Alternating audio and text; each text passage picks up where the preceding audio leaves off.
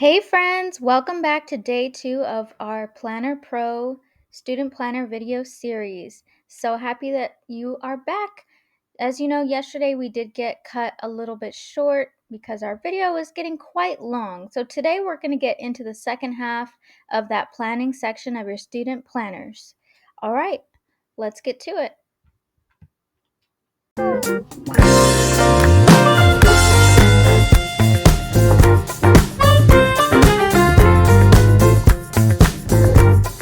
So, as I was saying, these next few pages are really intended to help the entire family.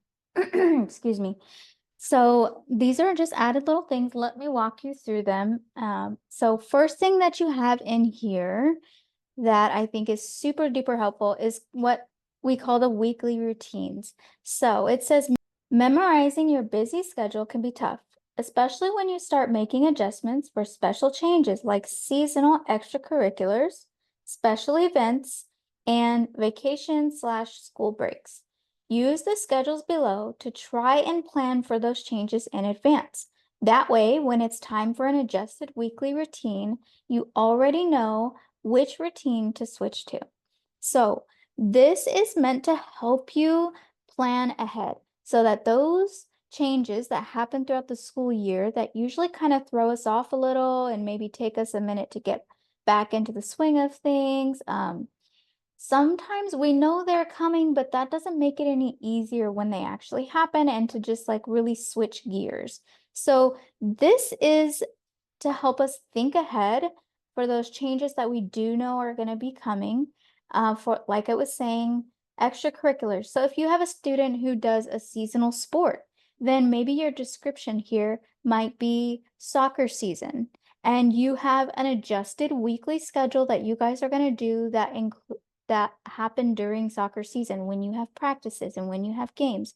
And so, what is your day-to-day routines or times going to look like, including when your child is doing soccer? Or say, for example, during maybe special events. For us, we have convention season because we do conventions or assemblies, different gatherings like that, maybe spiritual events, or maybe you're talking about vacations and breaks. So you're going to set up adjusted weekly schedules so that way when the time comes and you go, okay, it's soccer season, we're switching to the soccer season routine. Your child knows that in their weekly pages, which we'll get to, in the weekly planning pages, they're going to plan according to the soccer weekly routine. Does that make sense? Hope that makes sense. So this is really meant to help the entire family, help to with those changes in schedules and routines that come at us, and sometimes they really throw us off and they take us a minute to get back in the groove of things. It's meant to help us get rid of that tough transition that comes with those changes and more quickly help everybody in the family to get on the same page. So, and then again, helping the student to be just a little bit more self-managed. And I don't know about your younger ones, but my young ones, when we do switch routines, they get all thrown off and sometimes get very upset and just kind of stressed out that they're not sure what's going on now and what's expected of them. So this really helps them to keep track of those things. And you have this page in the big student planner as well. Something really amazing that some of you may not know, we do have these parent planners. This is mine that I made for myself. I kind of like put these little disc things on it. They don't come like that. They come as books, just like the student planners do. But one section that these parent planners have in the parent section, let me show you, is is it in the parent section? Yeah, okay. We have these weekly schedulers for the kids. So this page is meant to be done by the parent. You think ahead for the changes that you're going to make, just like those ones we just saw in the student planner.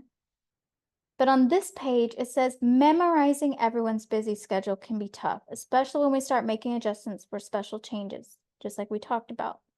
We try to plan for those changes in advance. So when you have multiple kids who have lots of different changes happening, you have one that's in a certain sport, one that's in another sport, maybe their sports are in 2 different seasons, you have different extracurriculars, you have lots of schedules that you're keeping up with as a parent. And so the parent planners have specific pages that are meant to go with the student planners and really make it awesome opportunity for you to sit down with your kids and kind of do this whole setup of planners together. So the parents can kind of plan ahead and think of each kid individually.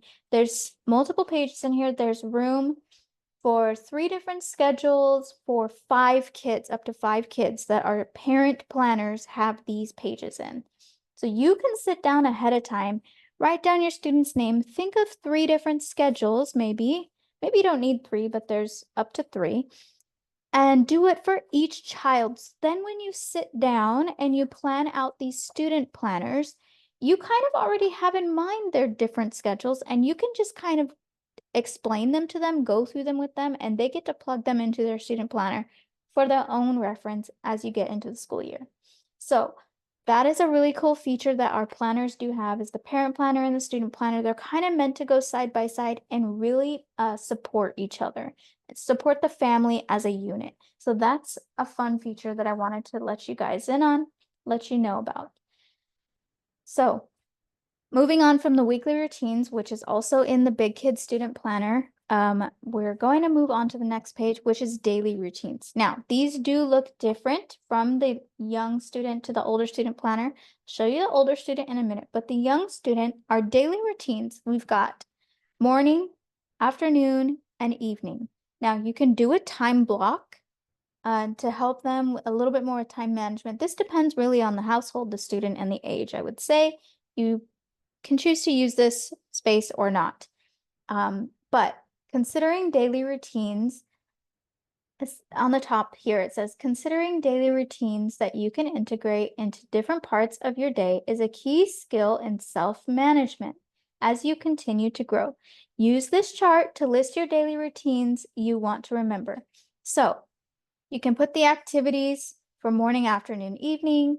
You can put the time blocks, and then some activities maybe are not every single day. So you can put a check mark on which days they're supposed to do specific activities. So this is also meant to help to go with the family schedule. For example, let me just explain. So my youngest, who is using this planner, he does have a morning routine that he does. His regular morning routine, that means you get up, you make your bed, you brush your hair and teeth, get dressed, eat something for breakfast, and then morning routine might include like a specific morning chore. For him, he feeds the dogs, so that would be a morning, and that's every day. He feeds the dogs every day. Some mornings, he will do what we call morning baskets.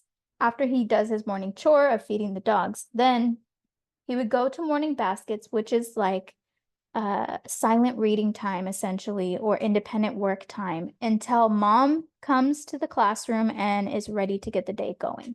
So every kid's morning basket is different. That's a whole nother topic, but that's just my example of what you might put. Now, why I'm saying you might not check every day, maybe Mondays are your grocery shopping days. And so Mondays, you don't do your morning baskets. You just do the rest of your morning routine, your morning chore, and then everybody leaves and you go grocery shopping. So where it says a morning baskets, it would not be checked on Monday because you don't do morning basket. You get your socks and shoes on and you get ready to leave for the day. So that's why I have this little grid in here, so that according to the family schedule too, you can make adjustments and let them know what's expected of them. And the students can refer to this every day throughout their day to help them keep track of what am I supposed to be doing. For my 3rd grader, he most definitely would love to have the time blocks, so he knows between maybe 8 and 10, these are the things that are expected of me. I need to be done with those things by 10 a.m. and ready for my afternoon time block. Does that make sense? So that's how that works. It's a little different in the Big Kid Planner. They're kind of expected to have some things down as far as like their timing goes. Because they are older, they know that they can't get out of bed at noon because that's not a morning routine. That is now afternoon. So there's no time block description. Their page looks like this. So they've got morning, afternoon, night, and then just a space to write what the things that are expected of them and the box to check which days. So you still get to sit down with them and tell them what you want them to do and maybe which days you want them to do it, but they're expected to manage their time themselves. And so the page is just a little bit simpler of a guide for them because they're expected to have a little bit more life skills as far as time management goes. So that's how those two pages work. Now, let me see if I can. Okay, this is fun. So next we have a chore planner. Yay! And so these look the same in both student planners, they look the same. And you get to break down, it says keeping up with chores is no easy task. Use this page to help plan your cleaning and home chores. So you've got daily, monthly, and then weekly over here, and you have the days of the week. So if you have specific chores for days of the week that they do, they can put those here. Maybe on Mondays you mop, so you would put that on Monday. Maybe once a month you have to clean out the dog kennel or something like that. I don't know. So you get to kind of break these down, right? To help them keep track of all the things. And this is to help parents too with not having to constantly remind them, okay, it's the first of the month, you need to clean out the hamster cage, whatever, right? This is supposed to help them plug these things into their weekly planner pages as we go further in the book and remember these things on their own. So we use this page to get out all of the chores, what's expected of them ever, all the time. And then in their planning pages, they can plug in these specific chores to help them remember. Or if it's a daily chore, then they can go back and they can plug that into their daily routine. So let me tell you once again, though, about how the parent planner that we have is a companion to these student planners. So in the parent section of the parent planner, we have some really awesome features in here because we really make these books to be for the whole family. Everybody can be on the same page while simultaneously taking care of what's expected of them each individually. So this parent planner helps you get the best use out of that. Let me show you. First thing that you have, the first page in the parent planner under the parent section, you have a maintenance and chore list. So there's a ton of ideas already implemented, and then there's a bunch of blank spots, but this is for you to think about as the parent, all of the house chores and home and car maintenance that takes place ever. Whether it's daily, weekly, monthly, quarterly, semi-annually, or annually, or seasonally, or whatever it may be, all those things that you want to remember. And these are the hard things too, which is the hard things to remember, which is why we put suggestions in here. Things like cleaning air vents or getting the chimney swept, cleaning the grill, that's seasonal, right? Getting the car detailed, rotate the tires. See, and then we have the more simpler ones that are more often. Mow the lawn, change the HVAC filters, things like that. You even have vacuum and mop in here. Clean and organize closets. So maybe this is a spring cleaning thing in your home. Wipe the walls, touch up paint. Maybe that's an annual thing where you do paint touch-ups. Maybe you do it in specific rooms throughout the year. I don't know, whatever it may be. But this is to help you get out all of the house and home and car maintenance things and cleaning chore things. Brainstorm page, get it all out on the page, okay, as the parent. So then you take all those things from your brainstorm page and you plug them in. You have a chore planner that looks just like the kids one, but it goes even deeper. this is where it gets better. Let me show you.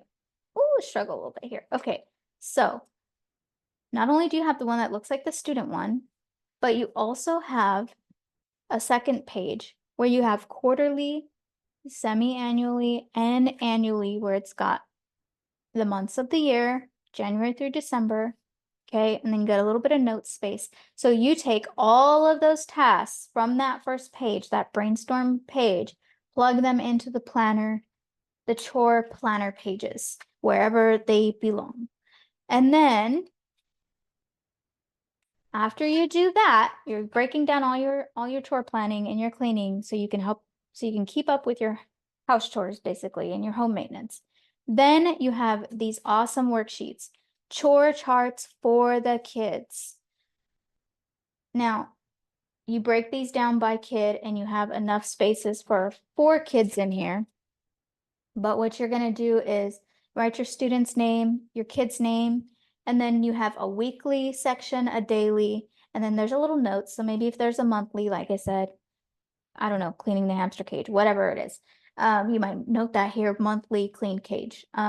So you're gonna take out some of those chores, take them off the parents' shoulders, plug them into the kids, because ultimately house chores are a family thing. Everybody lives here, everybody participates, right?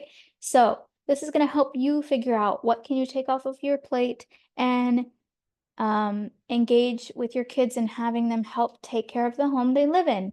So you get to make out these plans. Then once you make these plans, you can use the student planners to let them in on what those plans were that you made for them. And they get to write that all in here and you guys talk about it and you make sure everyone's on the same page. Okay?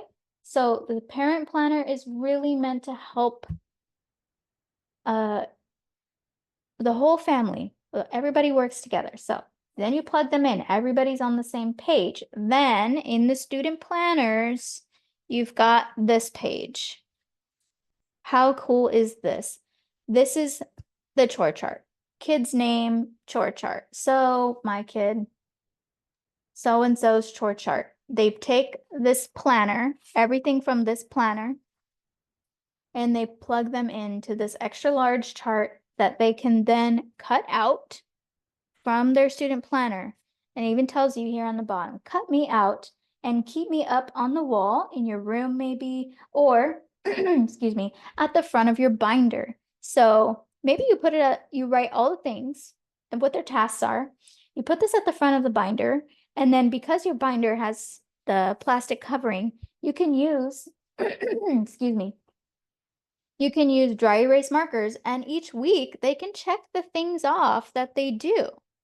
So this is meant to go up in their room or at their desk in their bedroom, whatever, the front of their binder, put it on their door, wherever they can regularly refer to this. We also have laminated ones that are like extra large that you can purchase on our website, but these come with the student planners to help everybody keep track of everything, what they're supposed to be doing. And then as the parent, if you want, you can just check the front of their binder and say, show me your chore chart. Let me make sure you've done everything. And so then instead of saying, did you mop?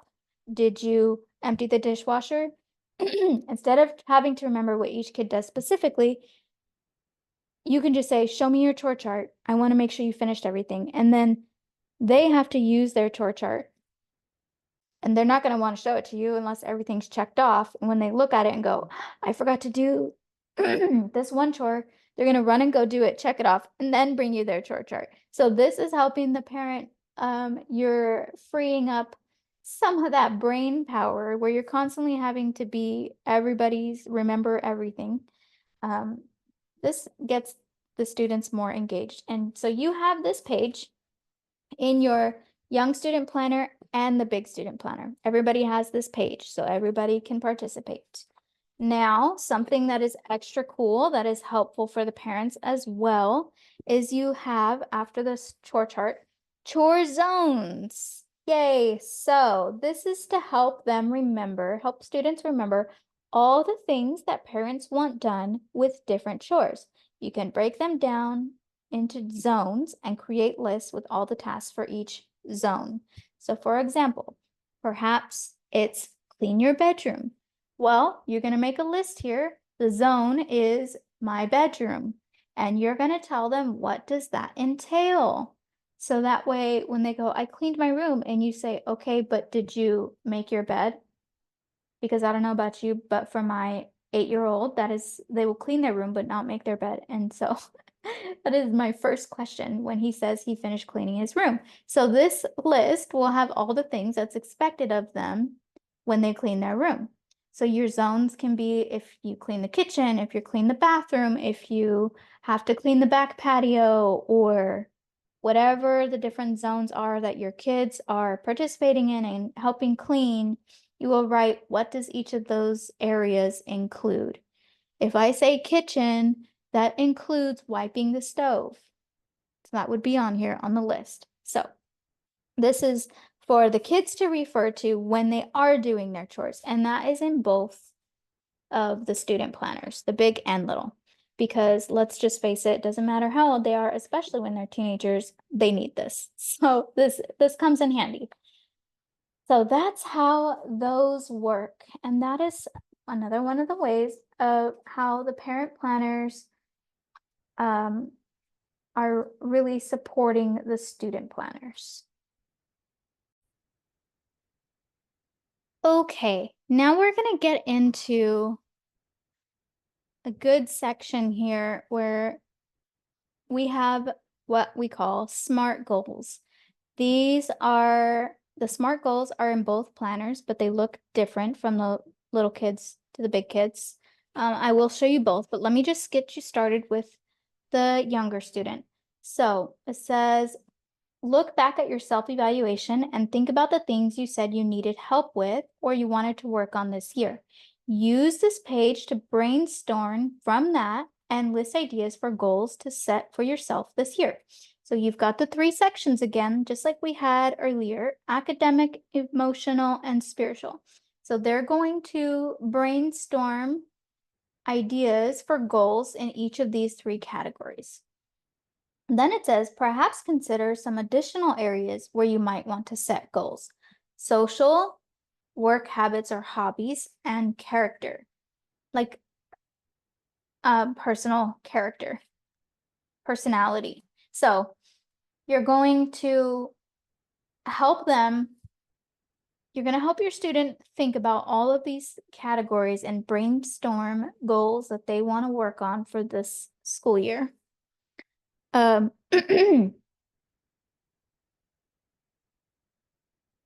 you do that, then it says you're going to go back and circle 4 to 6 of these goals. So the idea is that you're going to set multiple in each category. You're going to come up with at least a few ideas in each category. Then you're going to go back and you're going to pick out 4 to 6 of them. These will be your goals for the year. So you're going to go back and circle them. Once you circle them, somewhere between 4 and 6. Then there's a little graphic down here that says, when picking your goals, make sure each one follows the SMART structure. Use the questions below to review your goal choices. So SMART structure, if you've ever heard of it, it's specific, measurable, achievable, relevant, and time bound. So you're going to ask yourself, what do I want to happen? How will I know when I have achieved my goal? Is the goal realistic, and how will I accomplish it? Is this the right time for me to be working on this? When can I accomplish this goal by? So if you're able to answer all of those questions positively for the goals that you chose, then those were good goals, and then you move on. Before I move on to show you the next page though, let me show you how this is different in the older students planner. So this really walks the student through how to come up with goals. They have specific categories where they can use the boxes, really walks them through step by step and coming up with, and it tells them to refer back to the student evaluation. So it's a little bit of hand holding here in the younger student. In the older student, not so much hand holding. It's more, it's a little more grown up. So when setting goals, make sure it follows a SMART structure. So it just lets them know, make sure you follow this SMART structure. It's got the same questions that it had in the younger student, but it expects them to read it and look at it beforehand. Then it says use this space here to brainstorm ideas for goals to set for the year. Consider goals from different categories, including academic, personal, health, spiritual, or passions and hobbies. So they can use this whole space to list ideas in any category. It gave them examples, but it's not making them set goals for each one. Specifically, it's just telling them, giving them an idea of what to think about. So then after they use this space to list all of their ideas for their goals, it says, then choose your four big goals for the year. So here it tells them to pick 4 goals, whereas in the student one, it said 4 to 6. Here, it's 4. So these are supposed to be big goals, something that takes time to really develop. So that's how it's different in the big kid planner. Switching back to the young student planner, after it walks them through it, then you have this page, SMART goals breakdown. So then it helps them take those goals that they chose, the 4 to 6 goals, and you break them down. So this is a typo. Don't worry, if in your book this is fixed. This was our proof copy. So we found our typo in here. But it's supposed to be this is supposed to be here. Number of months in the school year divided by how many goals you picked. So say your school year has 10 months and you picked 5 goals. That would equal 2. So which becomes the number of goal steps you will need. So 2 steps for each goal is how that works out. And then there's just a little note here. It says if there's not enough steps in the charts below, draw in the extra boxes you need. So that's why there's this white space here. It lets them know you can draw more boxes for more steps if you need to. So, but you're going to go in here, list each of your goals in the charts below. You have goal 1, 2, 3. If you flip the page, there's more space for them up to 6 goals, okay? 4, 5, 6. So they're going to come back and list the goals that they picked from that first page, and then the number of goals that from that little math thing that they did, which we said was 2 in our example, right? We had 10 school months divided by 5 goals. That's 2 steps per goal. So then after you put your goals here, you're going to break each goal down into the number of steps you calculated above. Each step should build on the next in order to help you reach each goal. So you have your big goal here, and then you need 2 steps for each goal. And the steps should build on each other because you're working towards something, so they should be progressive. So your first step would be something simpler. Second step would be maybe a little more intermediate. So if you had 2 steps and you had your one big goal, you would break your goal up into 2 steps. So those 2 steps need to be things that when you complete, you would be able to recognize when I have made it to this marker, and that's halfway to my goal. Does that make sense? It's a little bit, I feel like if you have the page in front of you, it's a little easier to follow along with. And if you do have it, feel free to pause here and take the time to fill this out with your student, please, by all means, in any of this video series. Feel free to pause and fill it out with your student. I highly suggest you do that. The difference between this goals breakdown for the young kids and the big kids, let's show you. This is what the big kids look like. So it says yearly goals breakdown. So they have their 4 goals that they were told to pick, and they become quarterly goals. Those 4 goals become quarterly goals. So boom, boom, boom, you list them here. Then it says now that you have 4 big goals decided on, list them below as your new quarterly goals. Then break each quarterly goal down into 3 medium-sized goals to accomplish over a 3-month span. So you're going to take that big quarterly goal, break it down into 3 medium-sized goals. Each one of those steps, 3 medium-sized steps. Each one of those steps is a monthly goal. Essentially, that's what you're creating, monthly goals. 3 months, 1 quarter. Does this make sense? So this whole goals planner section is to help you set goals and then break them down into smaller steps so that you can actually plug them into your planner pages and track your progress and in your trying to reach your goals. So teaches them how to set and break down / reach their goals. So back to the young student planner. After you have completed this part where you break your big goals down into steps, then you have SMART goal planner page.